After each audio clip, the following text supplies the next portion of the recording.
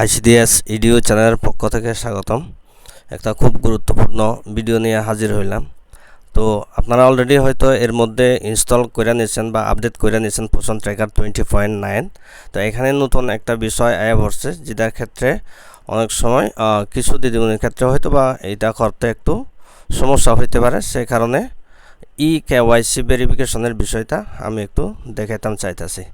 তো প্লে স্টোরে গিয়ে আমরা যখন পোষণ ট্র্যাকার খুলি, এখানে দেখছেন 2 তারিখ, জুনের 2 তারিখ এই আপডেট আয়া পড়ছে।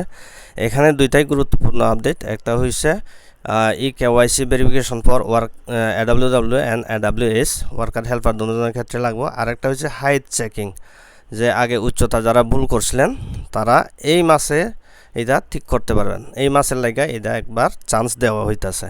তো আশা করি যারা আগে হাইট ঠিকভাবে এন্ট্রি করতে পারছিলেন না, এবার ঠিক করতে পারবেন। তো যাই হোক, আজকের ভিডিওর মূল উদ্দেশ্য হইল আমরা কেওয়াইসি কীভাবে ভেরিফিকেশন করবো। তো এখানে দেখতেছেন মোরে গেলে উপরের দিকে ভিউ প্রোফাইল, বা যারা বাংলাতে দেখেন তারা হয়তো প্রোফাইল দেখুন এমন কইরা লেখা থাকবো। ওইখানে ক্লিক করলে আমরা এই পেজে আয়া পড়বো, এই পেজটা খুলব। এই পেজে দেখেন কেওয়াইসি উপরে লেখা আছে, আর যেটা গোল চিহ্ন দিলাম কমপ্লিট কেওয়াইসি আছে। তো যাই হোক, ওয়ার্কারের ক্ষেত্রে এভাবে আমরা করবো। এখন আমার কারো যদি এর আগে প্রোফাইল আপডেট না করা থাকে, তাহলে উপরে 3টা ডটে যাবেন, গেলে এখানে আপডেট প্রোফাইল পাইবেন। এখানে আপনারা প্রোফাইল অর্থাৎ আপনার নাম, জন্ম তারিখ এই সমস্ত কিছু ঠিক আছে কিনা একবার দেখে নেবেন।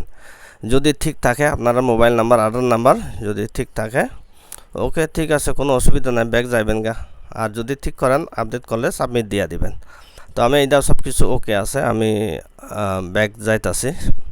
তা ঠিক ওয়ার্কারের ক্ষেত্রে যেমন এরকম দেখতেছেন, হেল্পারের ক্ষেত্রে এরকম আমরা ওই মোড়েই গেলে পাইবেন, বা মোড়ে তো অলরেডি আছি। এটা কিন্তু পেজটা উপরে একটু তুললে এখানে আপডেট AWS প্রোফাইল পাইবেন। তো আপডেট AWS প্রোফাইলে গেলে সেম ওয়ার্কারের ক্ষেত্রে যেভাবে আমরা পাইছি সেভাবেই পেজটা খুলব। পেজটা খোলার পরে এখানেও কেওয়াইসি কমপ্লিট আছে, এবং উপরে ডান দিকে 3টা এরোতে গেলে AWS প্রোফাইল, হেল্পারের প্রোফাইল আপডেট করতে পারবেন। তারপরে কেওয়াইসি কইরা নেবেন। তো যাই হোক, আমি দুইটার মধ্যে যে কোনো একটা, অর্থাৎ ওয়ার্কারের ক্ষেত্রে কিভাবে কেওয়াইসি করবো আমরা ওইটা দেখাইতেছি। আমি ভিউ প্রোফাইলে গেলাম ওয়ার্কারের ক্ষেত্রে, তারপরে কমপ্লিট কেওয়াইসিতে আমার যাইতে লাগবো। তো ওইখানে ক্লিক করবো। ক্লিক করার পরে আমার এখানে একটা পেজ খুলবো। ঠিক এরকম করে পেজটা দেখবেন।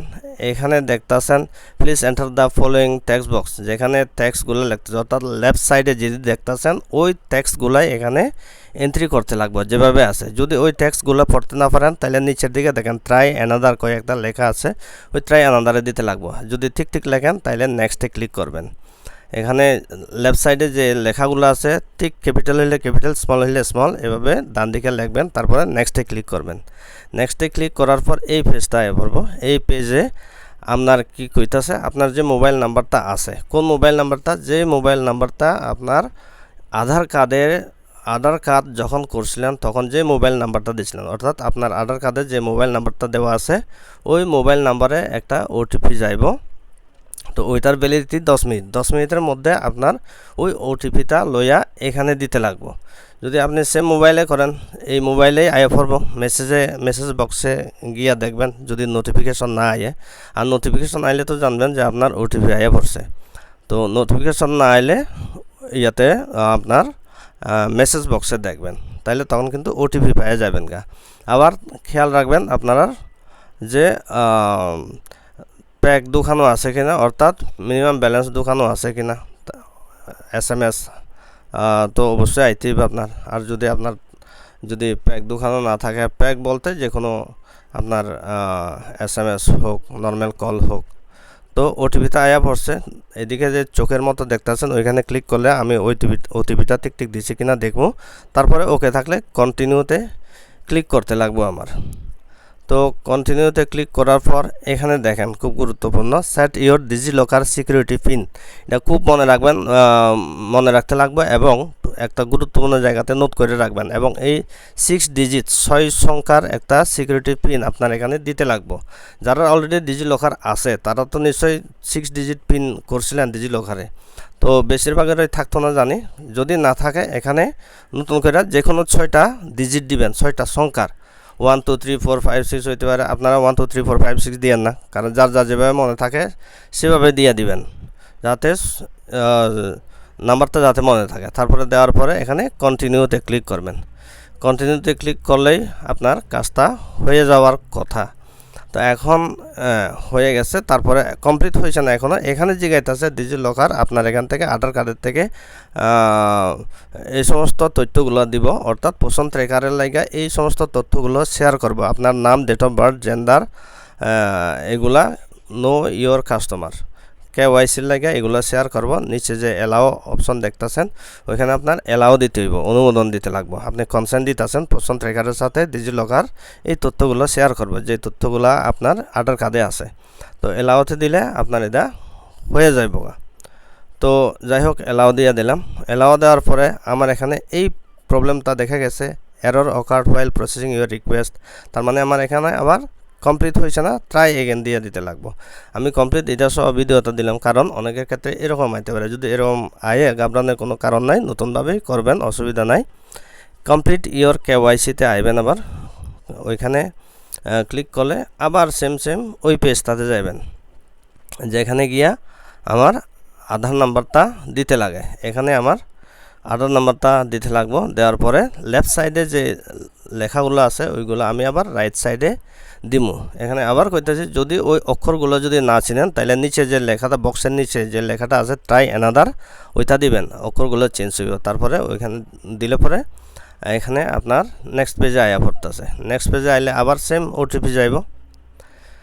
তো মোবাইলে OTPটা যখন যাইব আমরা ওই OTPটা আবার এখানে দিব।